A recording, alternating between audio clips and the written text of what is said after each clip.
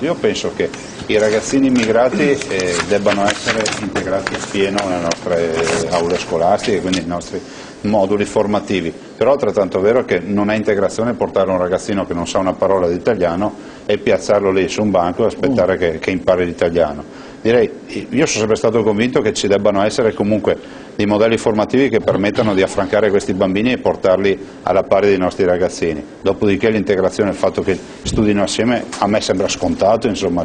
Lei sa che la polemica è che così si fanno le classi differenziate. Classi di avviamento quindi? Classi di avviamento magari? Direi quello che fanno tutti in giro per il mondo, cioè che ci sia la possibilità per questi ragazzini, dargli modo, 1 mese, 2 mesi, 3 mesi, quello che sia, per portarli a un livello che siano in grado poi di essere autonomi durante le lezioni.